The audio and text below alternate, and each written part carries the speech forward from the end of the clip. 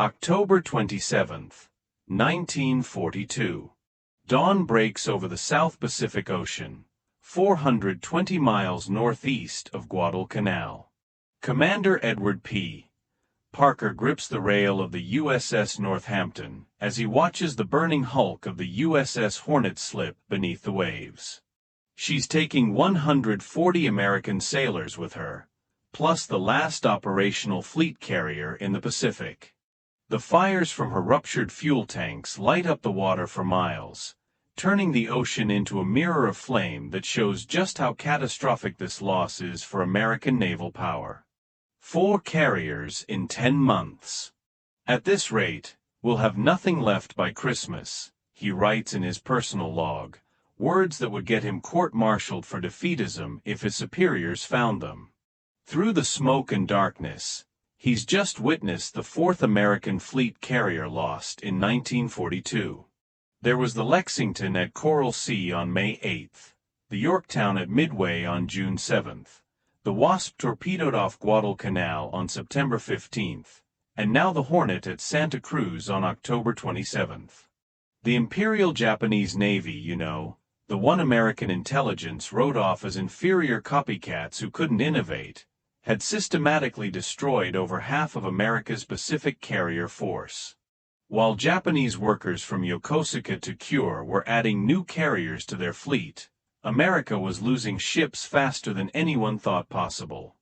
But 3,700 miles away in Newport News, Virginia, a welder named Margaret Thompson is about to start a night shift that will prove Commander Parker wrong. Here's the thing. Neither of them knew that this moment of maximum despair was actually the start of the most amazing production miracle in naval history.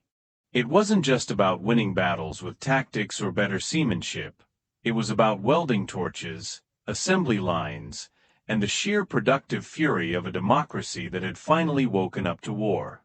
The collapse of American carrier power in 1942 would trigger a response so overwhelming that Japanese naval officers later said it was like fighting the stars themselves.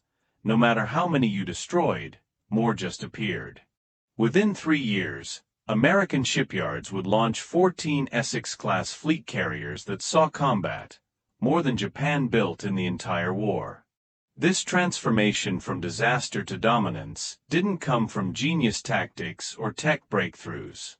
It came from something more basic, the full mobilization of American industrial democracy. Housewives became welders, farm boys became shipfitters, and the whole nation turned into what Admiral Isoroku Yamamoto had feared most, an arsenal with unlimited productive capacity. Let's backtrack a bit to how the disaster unfolded. It all started on May 8, 1942, in the Coral Sea. The USS Lexington, one of America's 2 giant pre-war carriers, converted from a battle cruiser hull, took 2 torpedo hits and 3 bomb strikes from Japanese carrier planes. Even though the crew fought heroically to save her at first, gasoline vapors from ruptured aviation fuel tanks set off massive secondary explosions. Lady Lex went down with 216 of her crew, the first American fleet carrier lost in the war. Captain Frederick Sherman, Lexington's commanding officer, later told Congress, "We went to war with 7 fleet carriers in the Pacific. The Japanese started with 10. Every admiral knew the math. We couldn't afford to trade evenly, let alone lose them faster than the enemy." The second blow came just a month later. On June 7, 1942, the USS Yorktown, patched up in just 48 hours at Pearl Harbor after Coral Sea damage, succumbed to torpedoes from Japanese submarine I-68. She played a crucial role in the Midway victory, but even though Midway was a huge strategic win, we sunk 4 Japanese carriers. America had lost one of its precious few fleet carriers.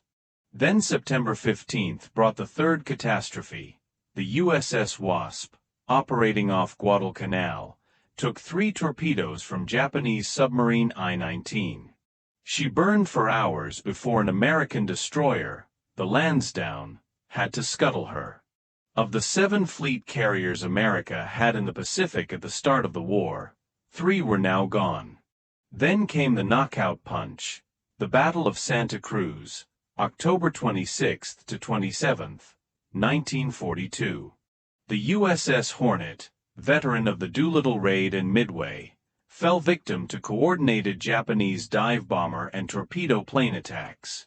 The crew tried desperately to save her, even trying to tow the burning carrier to safety, but advancing Japanese surface forces forced them to abandon ship. In the early morning hours of October 27, Japanese destroyers Makigumo and Akagi finished her off. In Washington, Admiral Ernest King, Chief of Naval Operations, faced Congress with some stark numbers. "Gentlemen, we have one operational fleet carrier in the Pacific, the Enterprise. She faces 10 Japanese carriers. Simple math says we've already lost the war." But King didn't know about Margaret Thompson and the 1.7 million workers who would flood into American shipyards by 1944. He didn't know about Henry Kaiser, who was about to cut Liberty ship construction time from 230 days to just 4 days, 15 hours, and 29 minutes. And he didn't know that American shipyards, who'd launched only one fleet carrier in 1941, were about to do the impossible. The mobilization miracle didn't start in military planning rooms. It started in the accounting offices of Newport News Shipbuilding. On December 8, 1941, one day after Pearl Harbor, Yard Supervisor Clay Bedford called an emergency meeting with his foreman. "Forget everything you know about shipbuilding," he said. "We're going to build carriers like Ford builds cars." The revolution began with a simple question from Helen Matthews, a former seamstress who'd just been hired as part of the emergency expansion. She watched skilled workers laboriously riveting hull plates in place and asked her supervisor, "Why don't you sew it together like fabric, one continuous seam instead of thousands of dots?" The supervisor laughed, then stopped and thought. Welding instead of riveting could cut assembly time by 75%. And here's the kicker, welding required simpler skills, skills that could be taught to anyone in days, not years like it took to train a master riveter. By summer 1943, Essex-class carriers were rolling off the assembly lines at a pace no one could believe. The USS Essex herself was laid down on April 28, 1941, and commissioned on December 31, 1942, just 20 months from keel to combat readiness. But that was just the start. At Brooklyn Navy Yard, shipfitter First Class Giuseppe D'Agostino, cousin of the baseball player, led a crew that came up with a new way to install aircraft elevators. Instead of building them piece by piece on the ship, they pre-assembled entire elevator platforms on shore, then lifted them into place with massive cranes. That saved 6 weeks per carrier.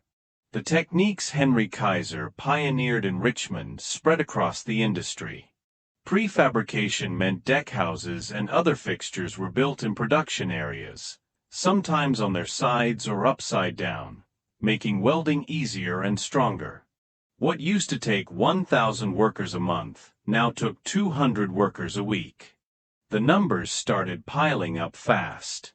Philip Kellogg, a welder at Bethlehem Steel's Four River Shipyard, kept a diary that captured the speed. January 1943, we're launching a carrier every 60 days.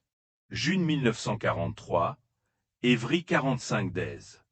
December 1943, every 30 days. The Japs must think we're using magic. But the magic wasn't tricks, it was people. By April 1943, 40% of the laborers on Kaiser's shipways and prefabrication facilities were women. At Norfolk Naval Shipyard, Emma Rodriguez, a Mexican-American mother of 3 who'd never held a tool bigger than a sewing needle, became the fastest riveter in the yard. She could drive 30 perfect rivets à minute. African-American workers, who'd been barred from skilled shipyard jobs before, flooded into the yards after Executive Order 8802 banned discrimination in defense industries. James Washington, a sharecropper from Alabama, became a master pipe fitter at Philadelphia Naval Shipyard. He installed fuel lines on 5 carriers, each one finished faster than the last. These workers weren't just building ships, they were racing against death. Every day without carriers meant more American sailors and Marines dying on islands across the Pacific. You'd see photos from the fleet posted on every shipyard wall. USS Enterprise fights alone. She needs sisters. Build them now. Speed also came from revolutionary production techniques. At New York Naval Yard, engineers developed modular construction. Instead of building a carrier from the keel up piece by piece, they built entire sections complete with wiring, plumbing, and ventilation, then put them together like giant building blocks. They used highly standardized parts too, which cut construction time to as little as 14 months for the fastest builds. Every carrier used the same pumps, the same electrical panels, the same fittings whenever possible. Parts made in Detroit could be installed in carriers being built in Newport News, Brooklyn, or Philadelphia, no modifications needed. Now, the Essex class would become the most important class of warships in American naval history. These weren't just replacements for the lost carriers. They were bigger, faster, and more capable than anything before. Each displaced 27,100 tons, could carry 90 to 100 aircraft, and steam at 33 knots, faster than most destroyers. The Japanese noticed right away. Commander Masatake Yokoyama, air staff officer with the Japanese Combined Fleet, wrote in his diary after seeing intelligence reports, "The Americans are building carriers faster than we can train pilots. Each new carrier is better than anything we have. We're not fighting the same Navy we attacked at Pearl Harbor." By March 1944, American shipyards had done the impossible, launching Essex-class carriers faster than every other nation on Earth combined could build carriers. And while major naval yards built fleet carriers, Henry Kaiser revolutionized escort carriers, the jeep carriers that provided air cover for invasion fleets and hunted submarines. Kaiser's Vancouver shipyard alone built 50 escort carriers using techniques from Liberty ship construction. The USS Casablanca, lead ship of the most numerous carrier class ever built, went from keel laying to commissioning in less than 8 months. For comparison, Japan's escort carrier Hiryū, converted from a passenger liner, took 2 years to finish. Behind every rivet, every weld, every steel plate was a supply chain that stretched across America. The steel for carrier flight decks came from Pittsburgh, where mills ran 24/7. The aluminum for aircraft came from Alcoa plants in Tennessee, plants that used more electricity than entire cities. In Akron, Ohio, the Goodyear plant made carrier arresting gear cables, each one strong enough to stop a 12,000-pound fighter going 100 miles per hour. Plant manager William Davis upped production from 10 cables a month in 1942 to 200 a month by 1944. Ships without crews are useless, right? So Captain Daniel Gallery came up with a solution: use the Great Lakes as a training ground. The USS Wolverine and USS Sable, converted paddle-wheel steamers, operated from Chicago's Navy Pier. By 1944, these 2 ships were qualifying 500 pilots a month. Over in Tokyo, the Imperial Naval Staff watched the intelligence reports with growing horror. Captain Toshikazu Omi, operations officer for the Combined Fleet, later testified, "We knew America would build ships to replace their losses. We guessed they might build 6 or 7 fleet carriers by 1945. The actual number was beyond comprehension." Admiral Jizaburo Ozawa, who commanded the Japanese carrier force at the Battle of the Philippine Sea in June 1944, faced 9 American fleet carriers and 8 light carriers with just 6 of his own. "It wasn't a battle," he later wrote. "It was an execution." By January 1945, American shipyards were in a rhythm that seemed impossible. Brooklyn Navy Yard was working on 3 carriers at the same time. Newport News had carriers in various stages of construction on 6 different slipways. The USS Lake Champlain set the ultimate record for wartime completion, commissioned on June 3, 1945, after just 15 months of construction. But this speed came with sacrifice. Over 3,000 shipyard workers died in accidents during the war. Margaret O'Brien lost her husband when a crane cable snapped at Fall River Shipyard. She was back at work the next week, taking his place on the welding crew. "Every ship we don't build means more gold stars in windows," she told her crew. When the Japanese surrender delegation arrived aboard the USS Missouri on September 2, 1945, they had to sail past an American fleet that defied imagination. Over 100 carriers of all types filled Tokyo Bay and the surrounding waters, more carriers than all other nations combined had built in the entire history of naval aviation. Commander Tamekihara, one of Japan's most decorated destroyer captains, wrote, "We had sunk 4 of their carriers in 1942, and they had replaced each one 3 times over."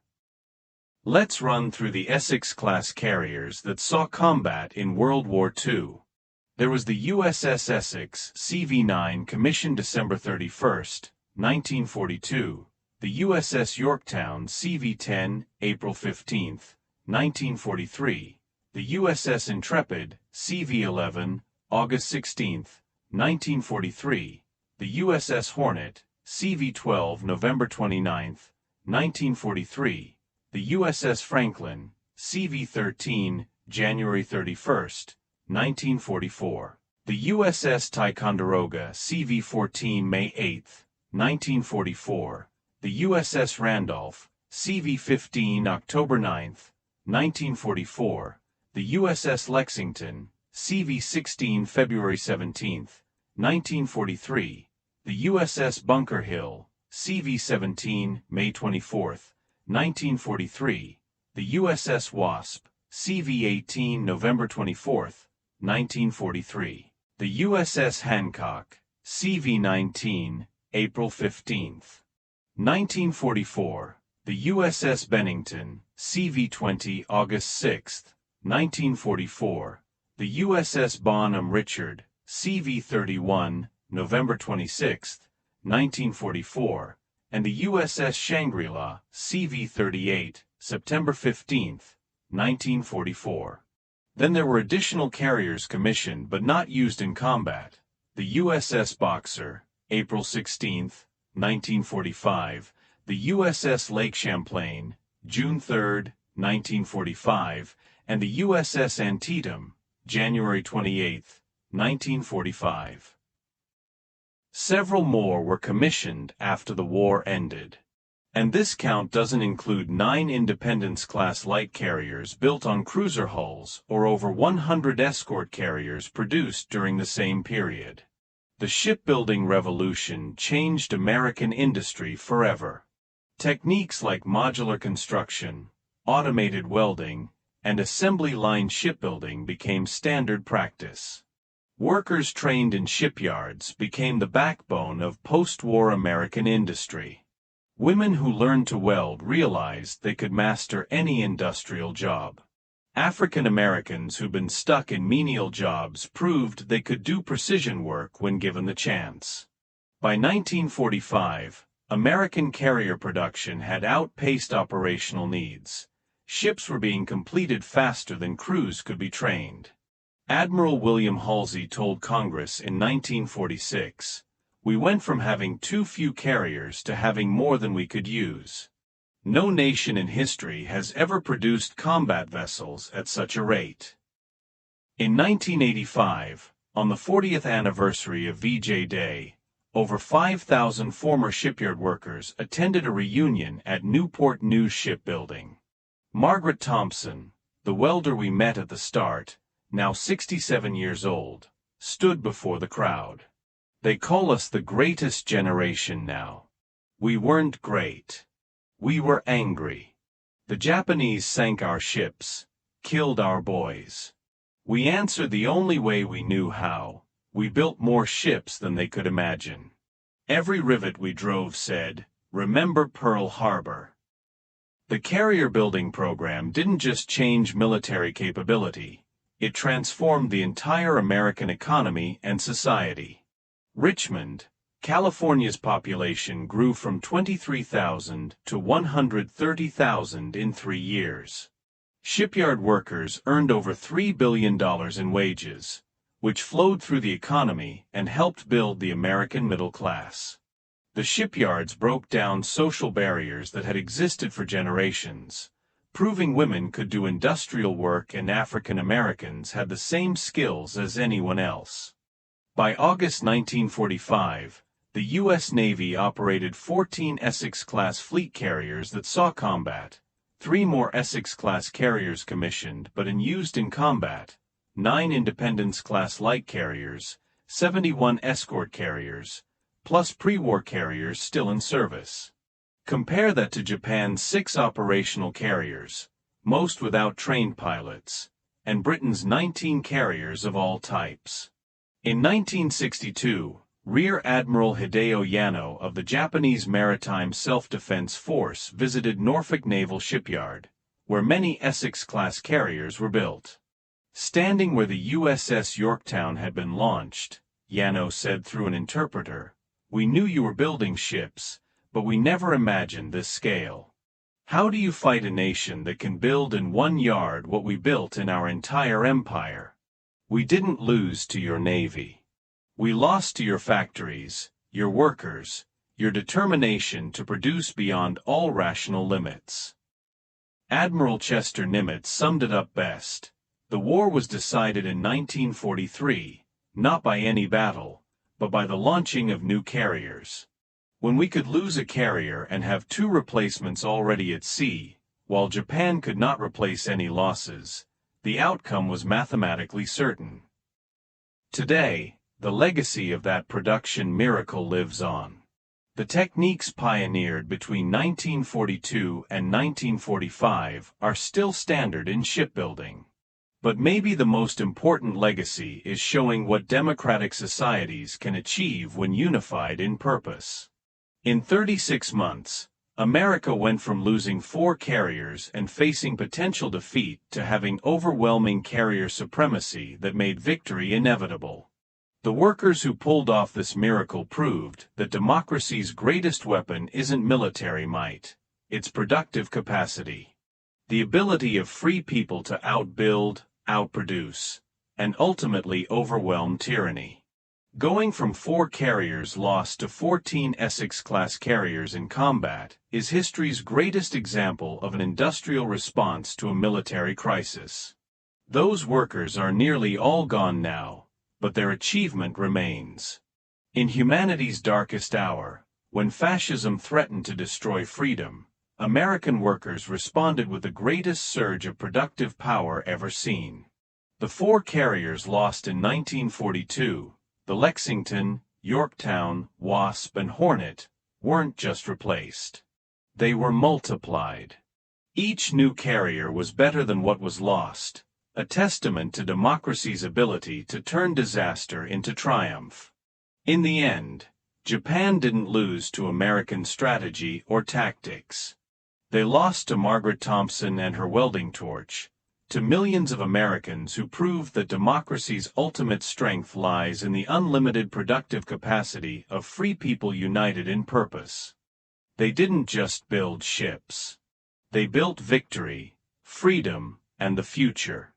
Their legacy lives on in the words inscribed on the memorial at Newport News Shipbuilding. Here, American workers answered tyranny with steel, fascism with freedom, and defeat with the greatest production miracle in human history.